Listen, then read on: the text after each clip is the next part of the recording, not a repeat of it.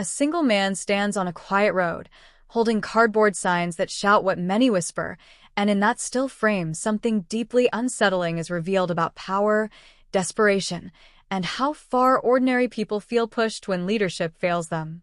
One sign demands the fall of a sitting president, another pleads for help from a foreign strongman, and between those two messages lies a story of broken trust that no press conference can explain away. South Africans, we say that Donald Trump, come and save our country. You have done it in Venezuela to arrest the president. You can also do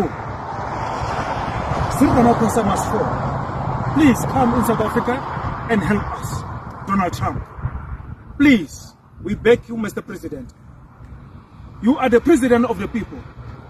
Save our lives, save our people, save our country in South Africa. I think.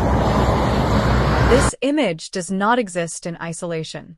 It sits at the crossroads of frustration, anger, and a sense of abandonment that has been building for years across South Africa and beyond.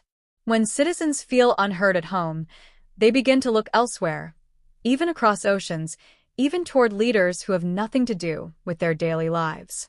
What does it say about governance when a protest turns outward instead of upward? The mention of President Cyril Ramaphosa is not accidental. His leadership has been defined by promises of reform, renewal, and clean governance after years of scandal and state capture. Yet for many, those promises have not translated into relief. Unemployment remains painfully high, service delivery protests are constant, and inequality still defines who eats and who waits. How long can patience survive when survival itself feels uncertain?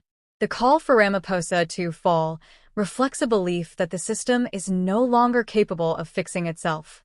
It is not just about one man, but about a political order that seems distant from the suffering it governs. People do not wake up demanding the removal of a president for entertainment.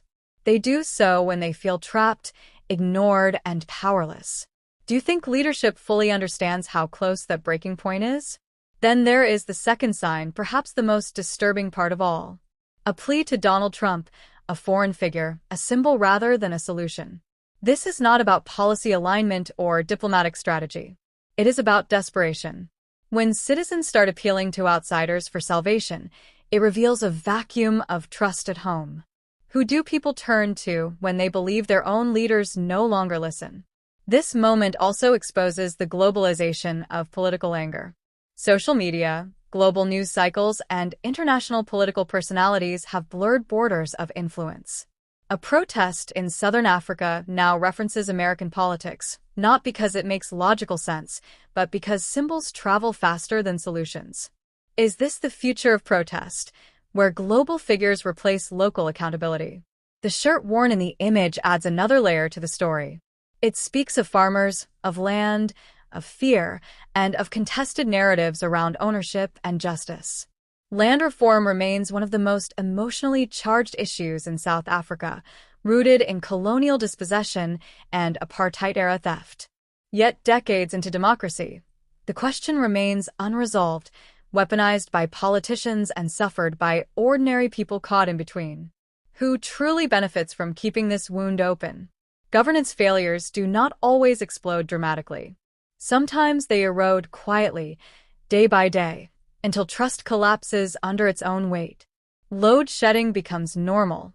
Corruption inquiries drag on without consequence. Public institutions weaken while political elites argue over positions. At what point does frustration turn into something more dangerous? This image captures a citizen who has lost faith in the traditional channels of accountability. Voting feels ineffective. Protests feel ignored. Courts move slowly. So the message becomes louder, more shocking, more symbolic. It is designed not just to be seen, but to force a reaction. Do you think leaders take such messages seriously, or do they dismiss them as noise? There is also a deeper question about dignity.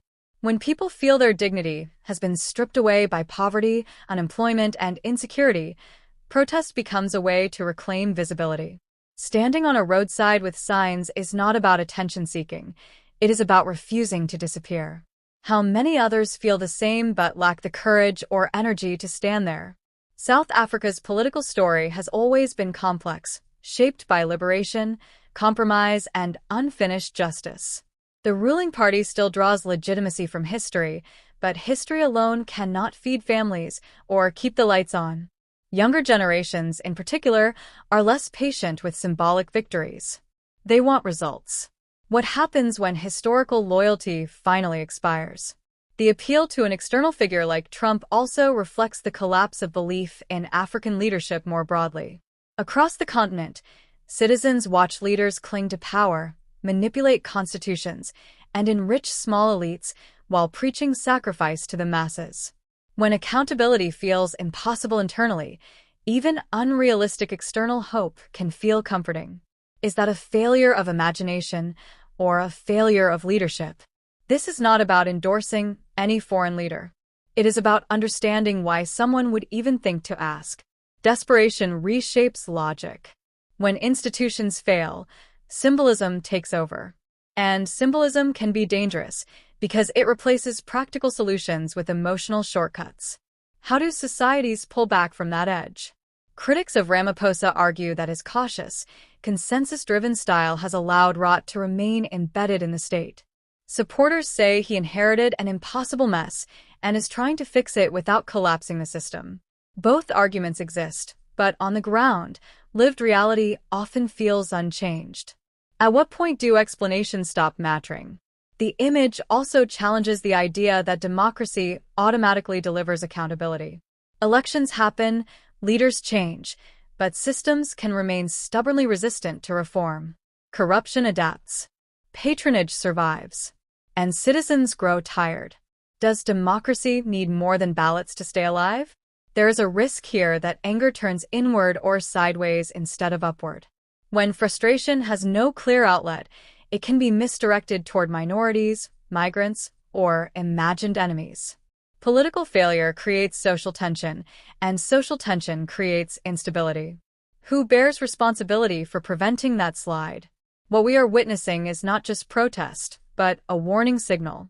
It tells us that the social contract feels broken to some, perhaps many. People are questioning whether the state still serves them, or whether it serves itself. When that question goes unanswered, legitimacy erodes quietly but relentlessly. Images like this are often dismissed by officials as isolated or unrepresentative. But history shows that moments like these often appear before larger shifts. They are early indicators, not final outcomes. The discomfort comes from recognizing that this could happen anywhere. Economic pressure and political disappointment are not unique to one country. The road behind the protesters stretches quietly into the distance, indifferent to the message being held. Cars pass. Life continues. And that may be the most unsettling part of all.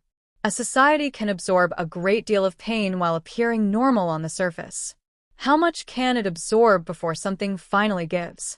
This story does not end with a solution or a neat conclusion. It ends with a question hanging in the air, written in thick marker on cardboard, carried by one person, but felt by many. If leadership continues to feel distant, and hope continues to look elsewhere, what comes next is uncertain. And perhaps that uncertainty is the loudest message of all.